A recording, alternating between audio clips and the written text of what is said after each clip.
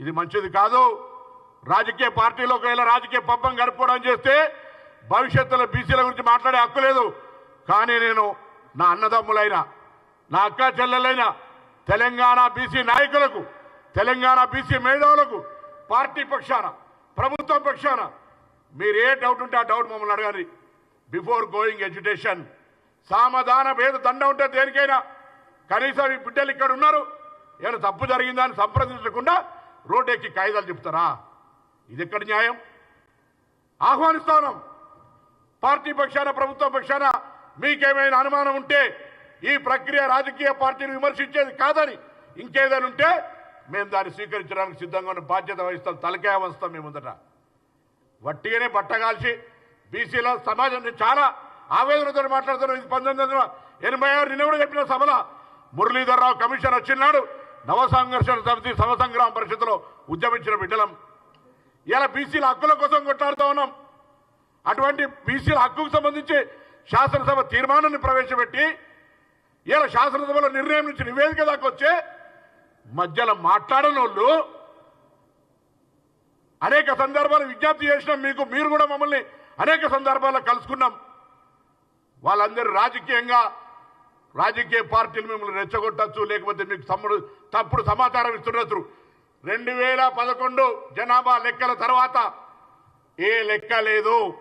2011 జనాభా లెక్కల్లో బీసీలకు సంబంధించిన లెక్క లేదు. ఇవాళ ఆనాడు ఎస్కేఎస్లో చూపెడుతున్న సర్వే పర్సెంటేజ్ చూపెడితే 114% అవుతుంది. 100కు 114 ఎట్లా వస్తారు? కాబట్టి దయచేసి వాస్తవాలను గమనించి నా ఉద్యమకారులు, మేధావులు, బీసీల కొరకు హక్కుల కోసం పోరాడే వాళ్ళందరం వెళ్తాం. భవిష్యత్తులో బీసీలకు ఈ యొక్క సర్వే ప్రకారం ఇలా 56% ఉంది, ఇంకా మీరు ఎక్కువ ఉన్నది అంటున్నారు. ఇట్లా ముందు 56% ముందు అసలు లేవంటే అక్కడ దాకా అరే ముందు ప్రారంభం చేద్దాందా? ఈ ప్రక్రియ ఈ యొక్క సర్వే ప్రకారంగా వచ్చినటువంటి సమాచారం కొరకు ఒక పబ్లిక్ డొమైన్ ద్వారా పబ్లిక్ ఒపీనియన్ క్రియేట్ చేసుకొని వాళ్ళకి ఏమేమి స్కీమ్స్ పెట్టాలో గవర్నమెంట్కి ఒక దిశ ఇవ్వండి, ఒక మార్గదర్శకత ఇవ్వండి, రిజర్వేషన్లు అడగండి. బరాబర్ కామారెడ్డి డిక్లరేషన్ దాని ప్రకారంగా మేము ప్రభుత్వం ప్రకారంగానే చట్టబద్ధంగానే ఇవ్వాలని ఆలోచన. మాకు ఎక్కడ కూడా తప్పించుకొని పోయే ఆలోచన లేదు. మాకు ఇంకా ఈజీ డెఫినెట్లీ ఆయా రాజకీయ పార్టీల అభిప్రాయం కూడా రండి, తీర్మానం చేస్తాం, చట్టం చేస్తాం, ఢిల్లీకి పోదాం.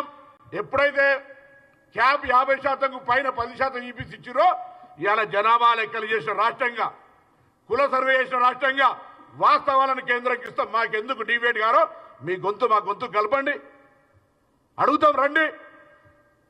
బైకట్ చేసిపోతారట, సర్వేలో పార్టిసిపేట్ చేయను నీకు బైకట్ చేసే ముఖం ఎక్కడదని అడుగుతా ఉన్నా. బీసీల గురించి మాట్లాడే హక్కు ఎక్కడదని అడుగుతా ఉన్నాం.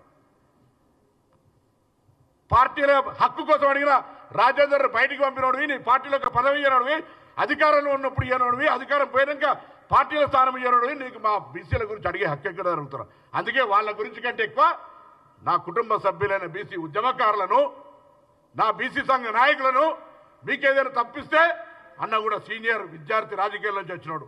మేము విద్యార్థి రాజకీయాల నుంచి వచ్చినాం.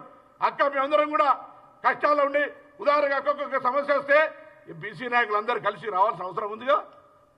అందుకే ఇలా వాళ్ళందరినీ కోరుతా ఉన్నా, దయచేసి బలహీన వర్గాల ఆకాంక్షలకు దెబ్బ తాకకుండా, బలహీన వర్గాల ఆకాంక్షల్ని ప్రభుత్వాలు తప్పనిసరి ఏ పార్టీ ఉన్నా చేసే విధంగా మన వ్యవహారం ఉండాలి. అందుకు మాకు మార్గదర్శకత్వం చేయండి.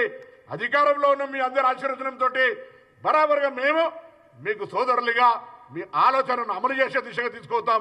ప్రతి ప్రక్రియలో సామధాన భేద దండ అన్నట్టుగా ఇక్కడ ఏదైనా తేడా ఉంటే మా దృష్టికి తేండి. సరిపోకపోతే మీరు అప్పుడు ఉద్యమించండి. ఉద్యమం ప్రజాస్వామిక హక్కు. కానీ ఏం లేకుండా అడిగిన కాయిదాలు చింపేస్తే ఇది ట్రాప్లో పడ్డట్టు ఫీల్ అవుతా ఉన్నాం. మరొక్కసారి విజ్ఞప్తి చేస్తా ఉన్నా, అన్నలారా దయచేసి బలహీన వర్గాల ఆకాంక్షకు దెబ్బతాకకుండా వ్యవహారం చేయమని హృదయపూర్వకంగా కోరుతా ఉన్నా. సరే అక్క మాట్లాడు